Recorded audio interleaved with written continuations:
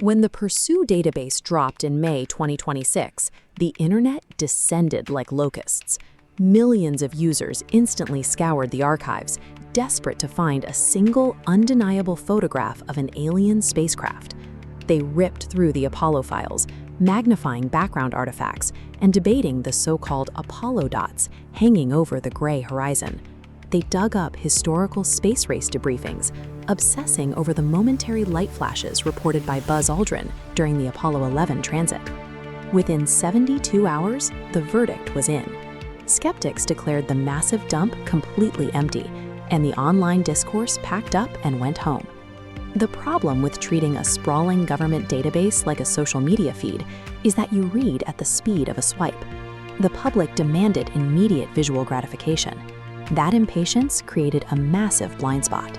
By hyper-focusing on grainy pixels and debunked lens flares, the world completely overlooked a 90-page text document sitting quietly in the very same folder.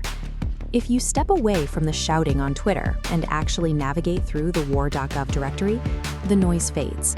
You are left with rows upon rows of standard military bureaucracy. You pass by thousands of highly technical, frankly boring files, routine satellite telemetry, and massive stacks of old Skylab communication transcripts.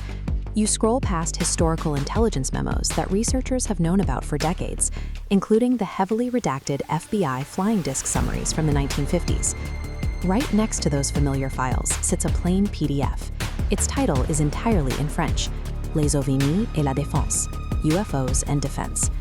To understand what this document is, we have to rewind to July of 1999. A retired French Air Force general by the name of Denis Letty had just completed 3 years of silent private work. He took the resulting 90-page dossier, walked through the doors of the Hôtel de Matignon, and placed it directly on the desk of the Prime Minister of France. General Letty delivered this deeply methodical intelligence assessment with the full authority of the French military establishment, bringing it to the Prime Minister's desk. The group he chaired was called COMETA. They were a collection of former Defense College auditors, active military officers, and senior aerospace engineers.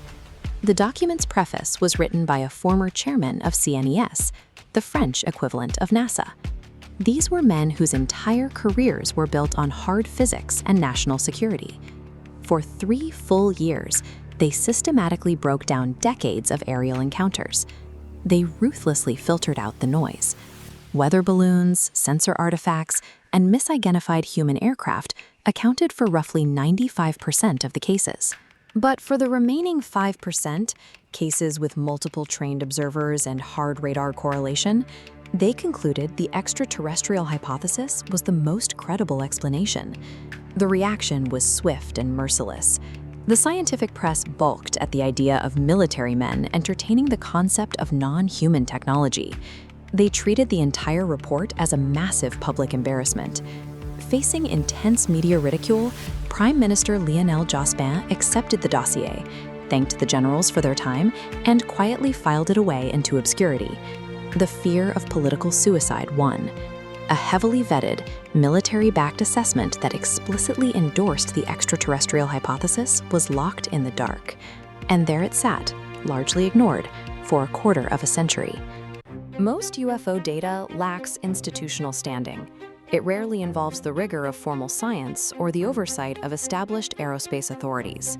The COMETA Group was the institutional exception.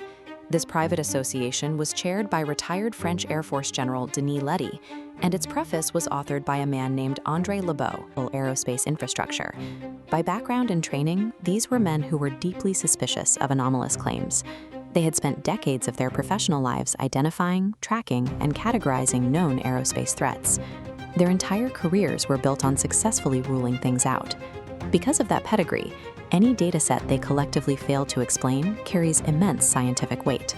The group initiated a 3-year private study, carefully auditing decades of residual sighting reports. This sorting mechanism processed hundreds of raw data points, applying an aggressive methodology designed to strip away any earthly explanation. As the data flows through the filter, roughly 95% of cases are identified as natural phenomena, weather balloons, sensor artifacts, or human aircraft. But as the final sort concludes, Exactly 5% of the encounters isolate themselves. They completely resist the sorting categories, remaining totally unexplained by modern science. The true weight of the COMETA report is found in the realization that their rigorous, institutional scientific method categorically hit a dead end. To survive that 95% purge and remain in the unexplained category, an encounter had to meet a strict evidentiary threshold. They required radar correlation, multiple trained observers, and independent verification. One of the foundational events they analyzed was a military visual and heads-up display encounter involving a Mirage IV aircraft in March of 1977. They also examined the commercial aviation sector, focusing closely on the January 1994 sighting by the pilot of Air France Flight 3532. This radar visualization plots the precise overlap of two datasets. While the commercial pilot reported the visual, independent military radar recorded an unidentified trajectory at the exact same coordinates. The final major pillar of their analysis was the 1981 Trans-en-Provence incident. Following that event, the government's official aerospace agency conducted physical forensic analysis of the surrounding terrain, confirming severe, unexplained chemical alterations to the vegetation. Together, these cases provided a multi-sensor foundation of hard data. This evidentiary weight forced the group to move past their baseline skepticism. After analyzing this highly vetted 5%, the COMETA group stated their final finding. Because all conventional explanations had categorically failed, they named the extraterrestrial hypothesis as the most credible remaining explanation. These officers and engineers explicitly defended the hypothesis in the final pages of the document, presenting it as a formal conclusion, not a thought experiment. You might wonder if this was an anomaly, a rogue committee operating outside the bounds of normal scientific consensus. 10 years later, a follow-up working group inside the prestigious French Aeronautical Society, 3AF Sigma, reviewed the exact same data. They reached the exact same conclusion. Their official assessment of the objects observed was direct. They demonstrated a technology far ahead of ours. When credentialed aerospace experts apply a ruthless process of elimination to physical data, the extraterrestrial hypothesis remains as the data-driven result. The government is now platforming the same data it spent decades trying to erase or debunk. The objects in the sky are identical to the ones reported in 1999. The hardware remains the same, but the government has changed the framing, presenting the data without providing a definitive conclusion. This shift is driven by necessity. Modern democratized sensor networks and massive satellite constellations mean the sky is too heavily surveilled for total state secrecy to remain sustainable. The COMETA authors warned that a sudden revelation would trigger ontological shock. This is the risk of a total institutional collapse if humanity learns it is not the apex intelligence in the cosmos. Releasing historical reports introduces the concept of the hardware first. It acts as a psychological buffer, preparing the public for the reality of the phenomenon before the classified physics are ever discussed. The PURSE archive reveals a superpower meticulously orchestrating the truth, executing a precise psychological operation to ensure its own survival. To explain these extreme physical characteristics without violating the known laws of physics, the French committee proposed a specific theoretical model, magnetohydrodynamics, or MHD propulsion. They concluded the craft used powerful electromagnetic fields to push ionized air around a physical hull. It was an elegant engineering theory, and it represented the absolute limit of conventional Newtonian problem-solving applied to an anomalous dataset.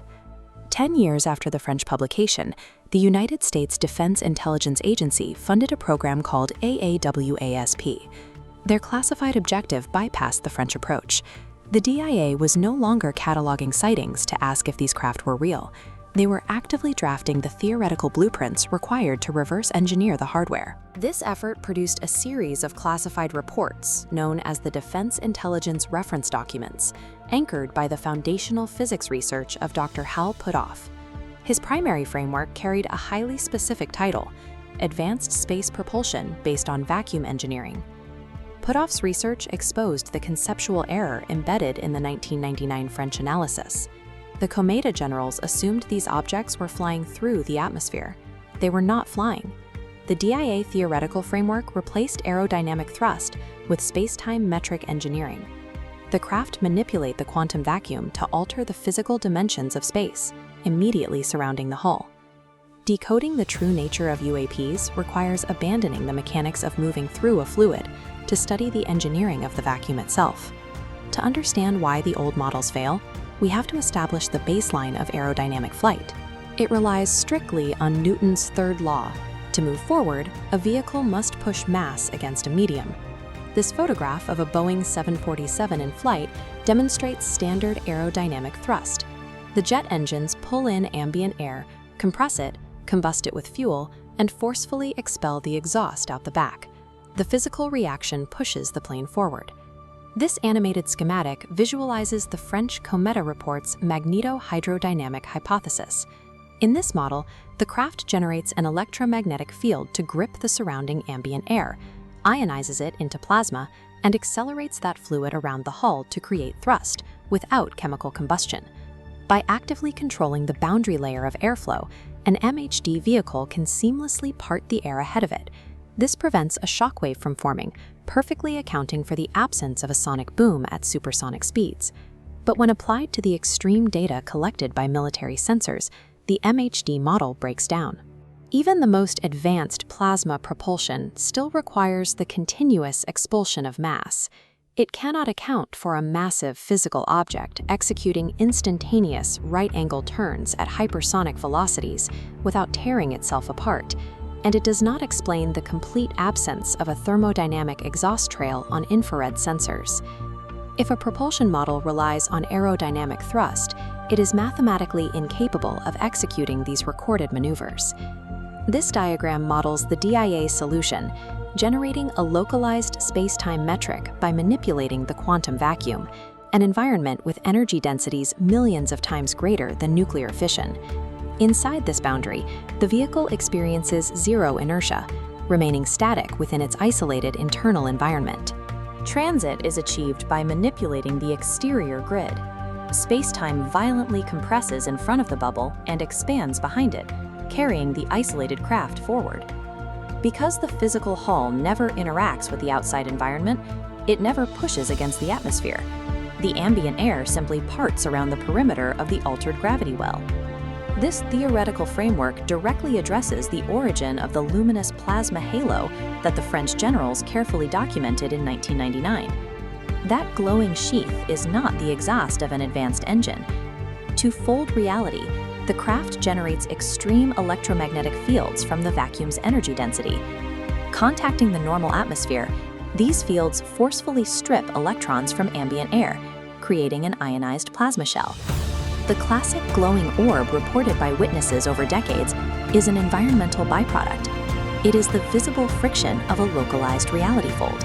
Manipulating the quantum vacuum solves the physics equations, but it introduces a severe physical consequence for any observer standing nearby. In the intelligence documents, this specific consequence is categorized under the clinical term biological hysteresis.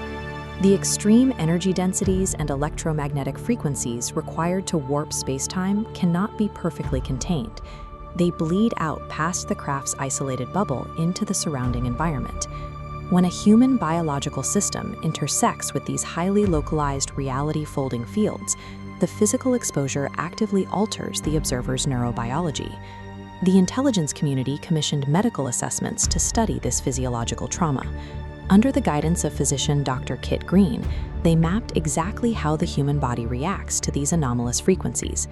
This medical imaging illustrates the findings. The research pinpoints the exact region targeted and disrupted by the field exposure, the basal ganglia, highlighted by the high-intensity zones of the fMRI on the right.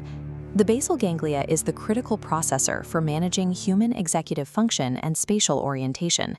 Proximity to the propulsion field acts as a violent, localized short circuit to this specific neural network, overwhelming the brain's processing centers. This disruption strips the observer of their cognitive anchor. The brain loses its ability to properly parse physical, Newtonian reality. Spacetime metric engineering achieves transit at a steep cost. It is a system that actively and destructively interfaces with human neurology. The neurobiological alteration does not cease the moment the physical craft departs the area. Internally, the intelligence community refers to this lingering post-exposure anomaly as the hitchhiker effect. After the initial short circuit, the observer's basal ganglia attempts to recover, but it stabilizes at a new anomalous neurological frequency.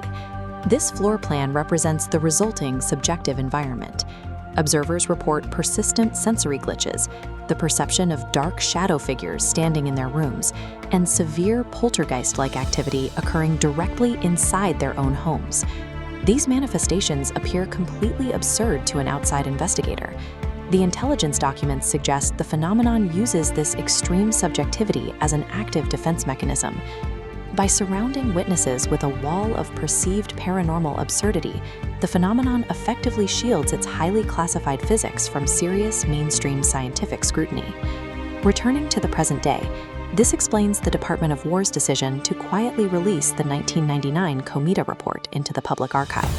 The strategic purpose of platforming the COMETA report now is to reframe the phenomenon as a biological and structural mystery rather than an economic one. The extraterrestrial hypothesis acts as a controlled curiosity. It focuses the public on the origin of the pilots, masking the reality that the craft operate on zero-point energy, a technology that would dissolve current scarcity-based economic structures.